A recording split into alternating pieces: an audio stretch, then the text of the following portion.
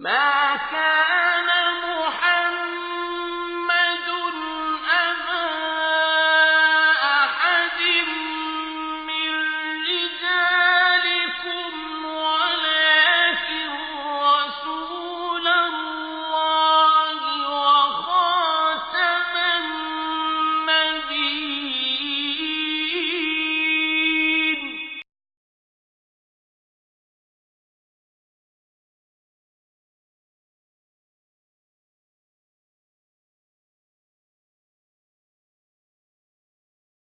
الحمد لله رب العالمين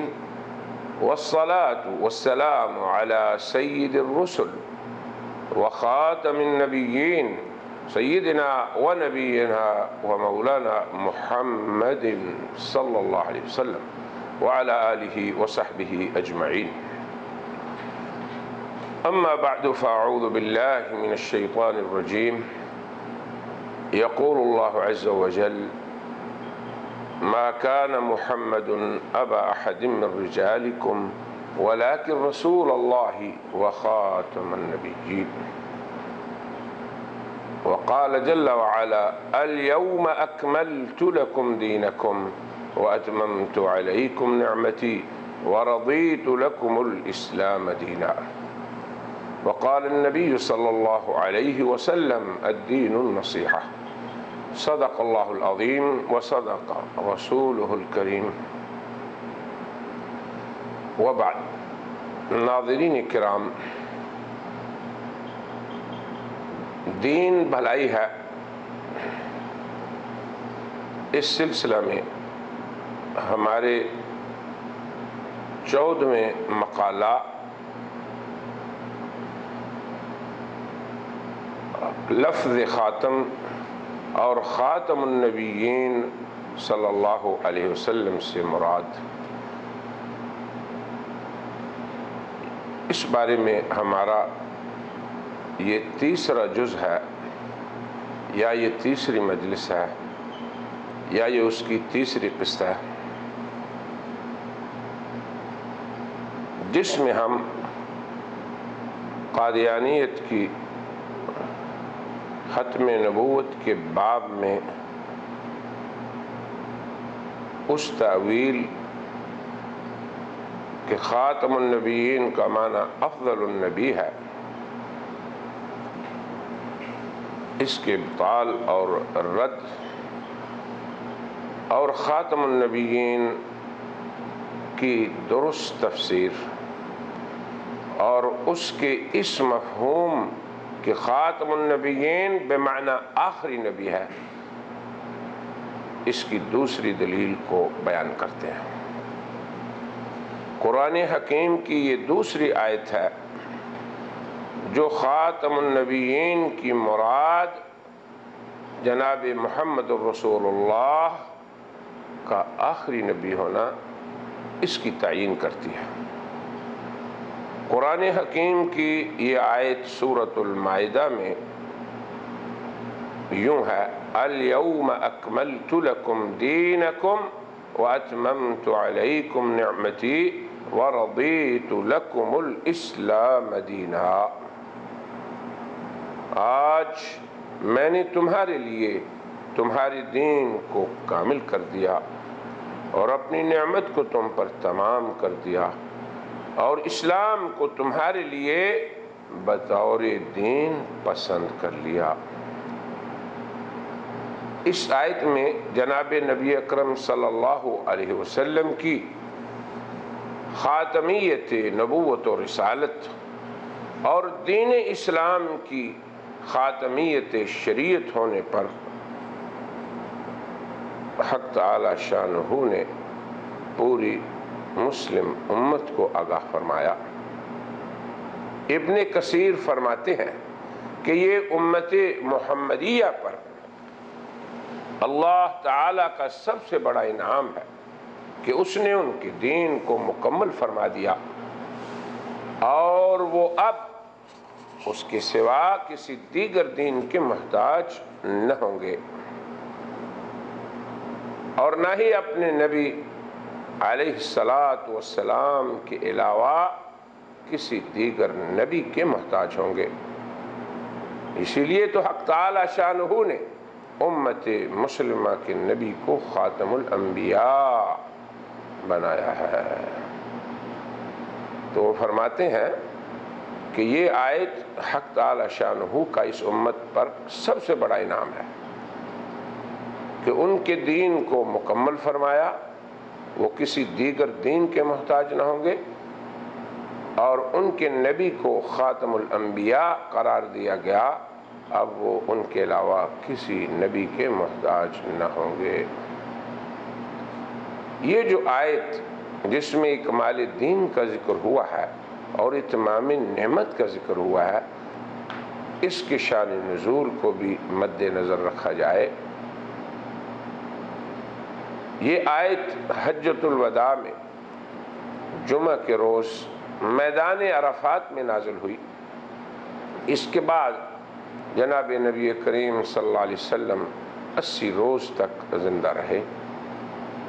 اور آپ پر حلال و حرام میں سے کوئی امر نازل نہ ہوا۔ الغرض قرآن حکیم کی یہ آیت امت محمدیہ پر باری تعالیٰ کی طرف سے احسان عظیم کا اعلان کر رہی ہے، جس کے بارے میں یہود نے حضرت عمر رضی اللہ عنہ سے کہا تھا کہ تم ایسی آیت کی تلاوت کر رہے ہو کہ اگر ہم میں وہ نازل ہوتی تو ہم اس دن کو بطور عید کے مناتے۔ تو حضرت عمر نے فرمایا میں جانتا ہوں کہ یہ آیت کب نازل ہوئی، کہاں نازل ہوئی، جناب رسول اللہ اس وقت کہاں تھے۔ واللہ یہ آیت آن حضرت صلی اللہ علیہ وسلم پر عرفات میں نازل ہوئی اور جمعہ کے دن نازل ہوئی۔ اس کے نزول میں، یعنی اس آیت کی شان نزول کے بارے میں یا اس کے وقت نزول اور زمانہ نزول کے بارے میں حضرت عمر نے فرمایا کہ ہمارے لیے 2 عیدیں جمع ہو گئیں، ایک یوم عرفہ، دوسرا یوم جمعہ۔ بعض راویوں نے حضرت عمر کا یہ جملہ بھی روایت کیا ہے کہ آپ نے فرمایا اللہ تعالی کا شکر ہے جس نے اسے ہمارے لیے عید بنایا۔ خازن نے تو حضرت ابن عباس کے حوالے سے یہ بھی نقل کیا ہے کہ حضرت عمر نے کہا کہ اس آیت کے نزول کے دن تو ہمارے لیے 5 عیدیں جمع ہو گئیں۔ نمبر 1 جمعہ، نمبر 2 عرفہ، نمبر 3 یہود کی عید، نمبر 4 نصارہ کی عید، نمبر 5 مجوس کی عید، جو اس سے قبل ایک دن میں کبھی بھی جمع نہیں ہوئی تھی، اور نہ ہی آئندہ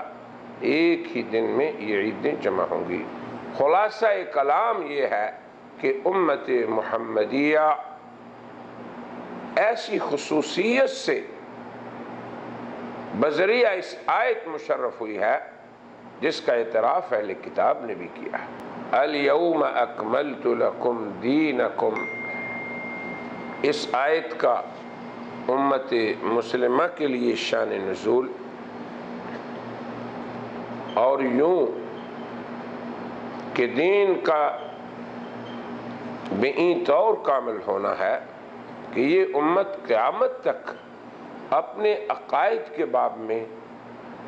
اخلاقیات کے باب میں، عبادات کے باب میں اور معاملات کے باب میں، اپنے سیاسی نظام میں، اپنے اقتصادی نظام میں، اپنی دنیاوی معاش میں یا اپنی معاد کے امور میں، آخرت کے امور میں کسی دیگر شریعت کے یا کسی دیگر نبوت کے محتاج نہ ہوں گے۔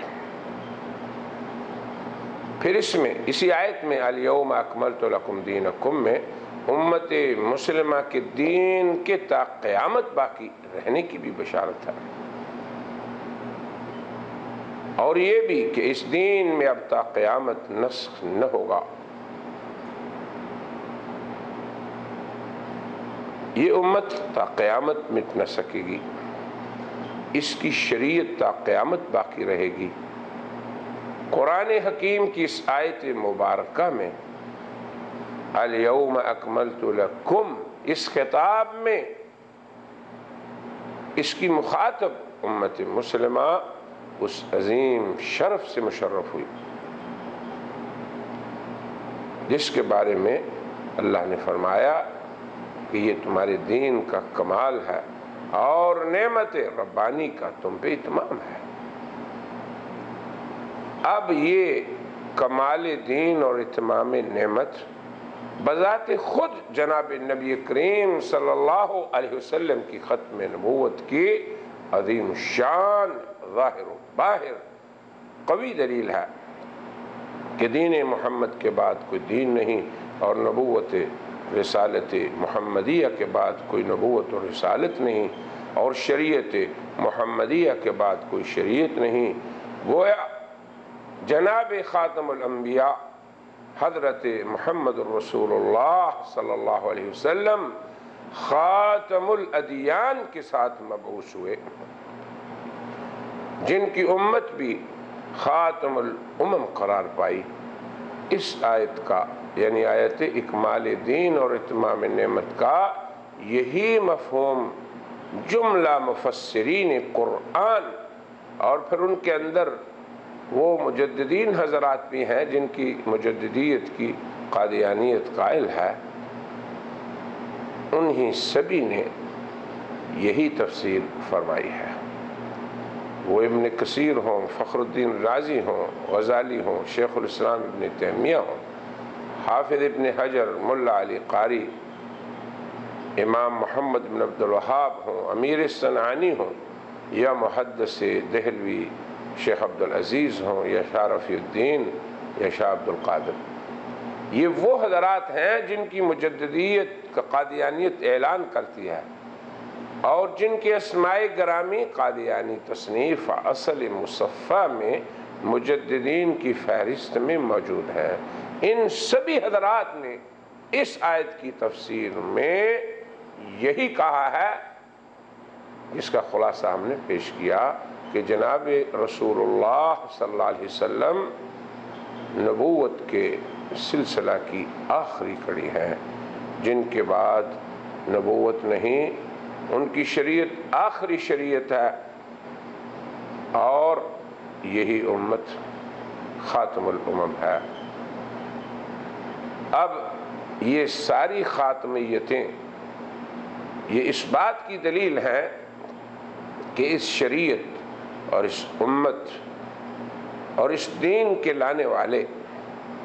وہ آخری نبی ہیں جن کے بعد کوئی نبی تا قیامت نہیں ہوگا۔ اسی مضمون کی تائید کے لیے اب ہم تیسری آیت کو ذکر کرتے ہیں، اور وہ ہے آیت عہد و میثاق، سورہ آل عمران کی یہ 81ویں آیت ہے،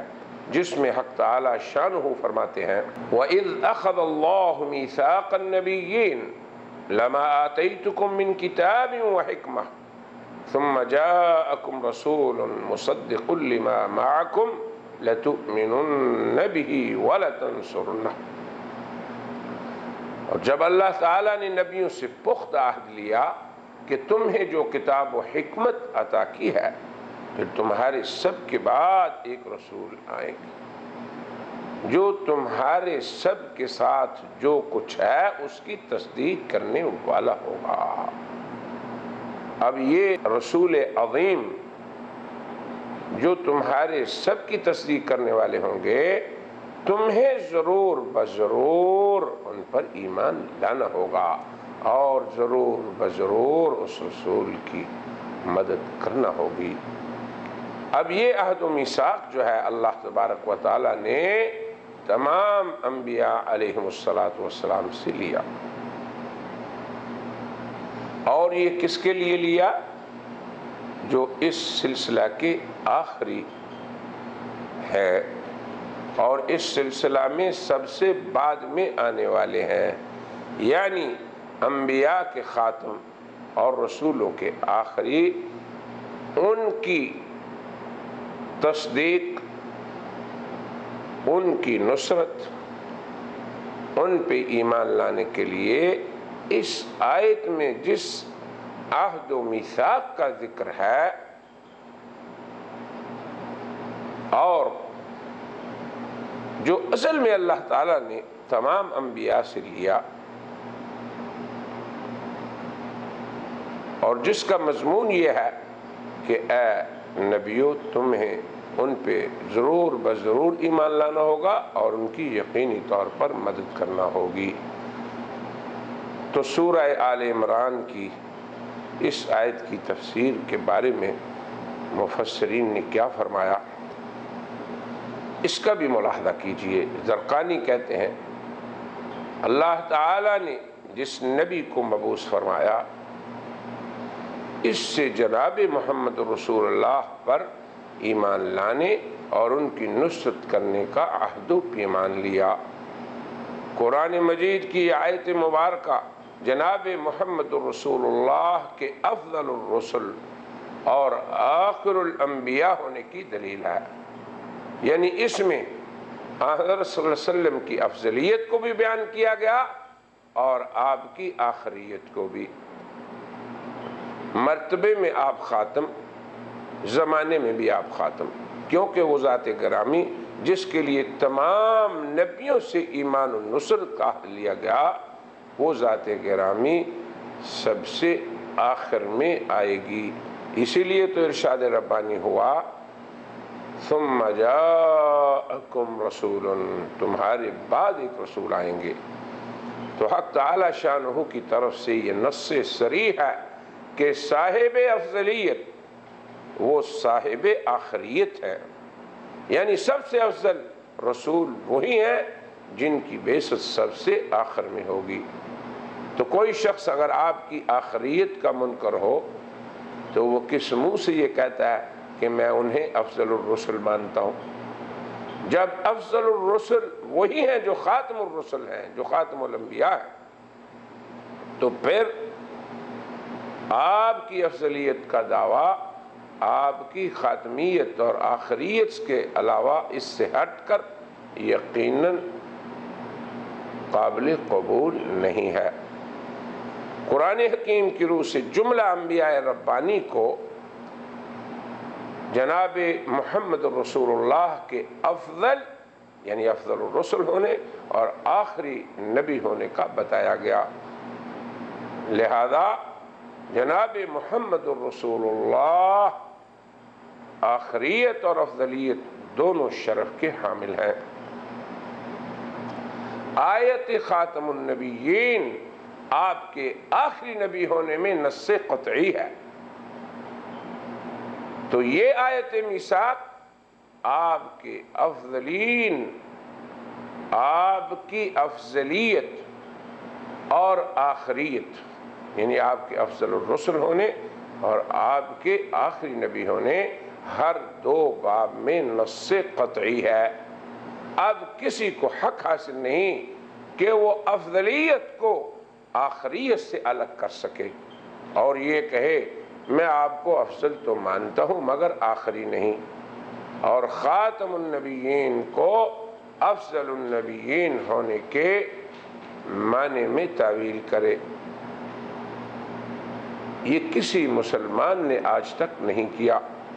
یہ صرف قادیانیت کا دجل ہے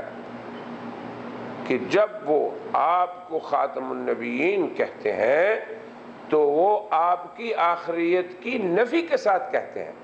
اور جب وہ یہ کہیں گے کہ میں ایمان لایا جناب محمد رسول اللہ خاتم النبیین پر، تو وہ اس معنی میں نہیں کہتے کہ آپ آخری ہیں جن کے بعد کوئی نبی نہیں، بلکہ اپنی خود ساختہ تعویل کے بارے میں کہتے ہیں اور اس تعویل کو سامنے رکھ کہتے ہیں کہ آپ افضل نبی ہیں، جبکہ امت مسلمہ آپ کو آخری اور افضل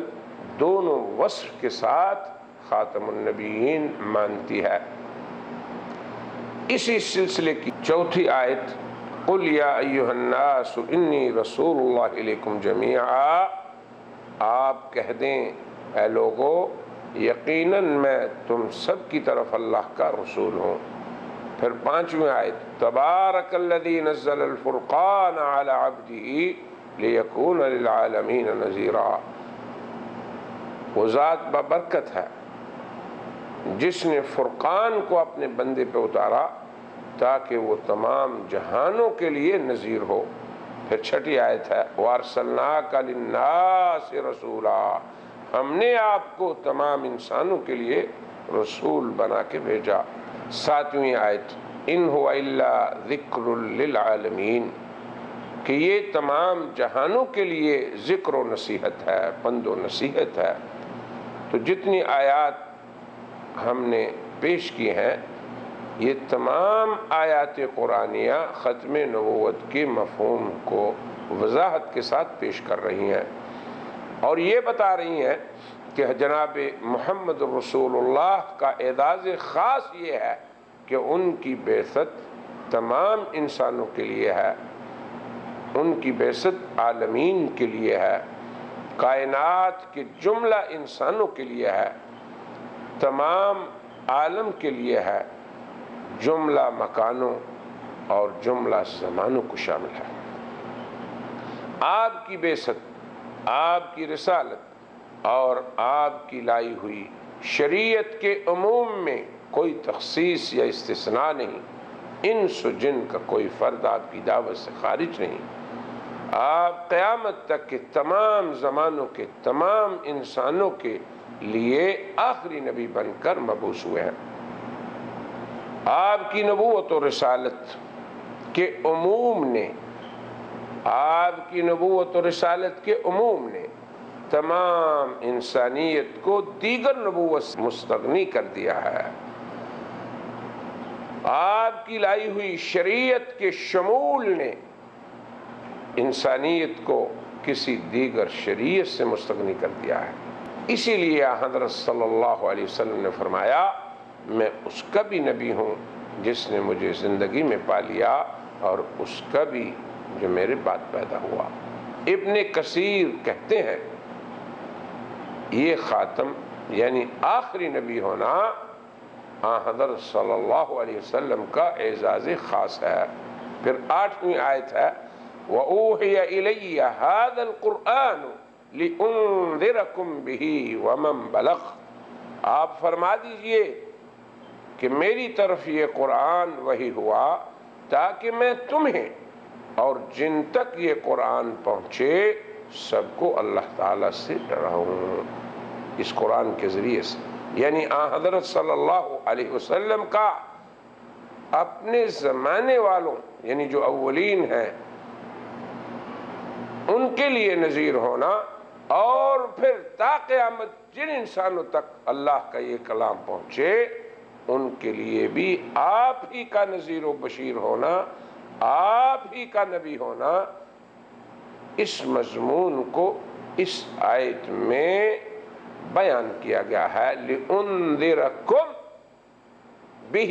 یعنی اس قرآن کے ذریعے میں تمہیں بھی ڈراؤں اور جس تک یہ قرآن پہنچے۔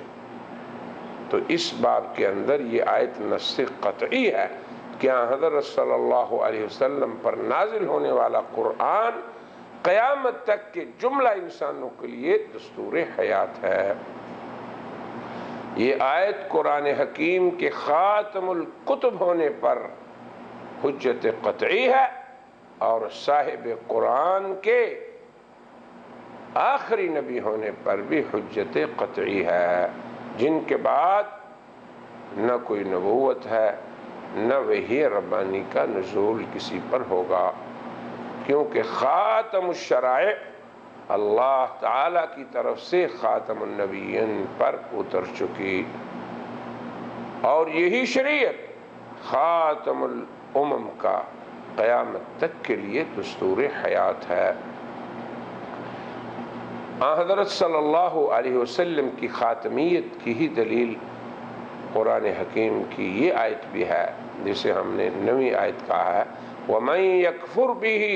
مِنَ الْأَحْزَابِ فَالنَّارُ مَوْعِدُهُ، اور گروہوں میں سے جو اس کا انکار کرے گا تو آگ ہی اس کا ٹھکانہ ہے۔ اب قرآن حکیم کے بارے میں پوری انسانیت کو یہ کہہ دینا کہ اس کا منکر جہنمی ہوگا، تو اب اس کا مطلب یہ ہے کہ یہ تا قیامت رہنے والا قرآن حکیم جو ہے ان کے لیے دستور حیات پیش کرنے والی کتاب ہے۔ جملہ مفسرین جنہیں قادیانیت نے بھی مجدد مانا ہے، بیک زبان یہی کہتے ہیں کہ اس آیت میں لفظ احزاب وَمَن يَكْفُرْ بِهِ مِنَ الْأَحْزَابِ اور انسانی گروہوں میں سے جو بھی اس کا انکار کرے، اس سے مراد تمام اقوام عالم ہے۔ لہذا اس آیت نے جب تمام اقوام عالم کی جہنم سے نجات کو صرف اور صرف جناب محمد رسول اللہ کی پر نازل شدہ شریعت کے ساتھ خاص کر دیا اور ان کی نجات کو، فلاح اور کامیابی کو جناب محمد رسول اللہ کی اتباع میں منحصر کر دیا، تو یہ آن حضرت صلی اللہ علیہ وسلم کی ختم نبوت کی بالکل کھلی دلیل ہے کہ اب بشریت کسی دیگر نبوت، رسالت یا نبی یا رسول اور شریعت کی محتاج نہیں رہی۔ اسی سلسلے کی 10ویں آیت یوں ہے، یا ایھا الناس قد جاءکم الرسول بالحق من ربکم فآمنوا خیر لکم، اے لوگو تمہارے رب کی طرف سے تمہارے پاس حق لے کر رسول آ چکے، تم ان پر ایمان لاؤ، تمہارے لیے خیر ہے۔ جملہ مفسرین اور مجددین ملت کے نزدیک اس آیت میں الرسول، قد جاءکم الرسول، اے لوگو تمہارے پاس الرسول آ گئے، تو اس الرسول سے مراد جناب محمد رسول اللہ کی ذات گرامی ہی ہے، انہی پر یہ آیت نازل ہوئی۔ اور پھر وہ کیا لے کر آئے؟ الحق من ربکم، اپنے رب کی طرف سے الحق لے کر آئے، تو اس سے مراد جملہ مفسرین کے ہاں دین اسلام ہے، جسے حضرت خاتم النبیین صلی اللہ علیہ وسلم لائے ہیں۔ اور پھر الناس، اس سے مراد تمام انسان ہے۔ تو جب تمام انسانیت کی خیریت جناب محمد رسول اللہ صلی اللہ علیہ وسلم پر ایمان لانے میں ہے اور اس حق کی اتباع میں ہے جسے آپ لے کر آئے، تو یہی تو جناب محمد رسول اللہ صلی اللہ علیہ وسلم کے آخری نبی ہونے کی قرآنی پختہ دلیل ہے۔ ہم اپنی اس گفتگو کے آج کے سلسلے کو اسی پہ ختم کرتے ہیں۔ وآخر دعوانا ان الحمد للہ رب العالمین۔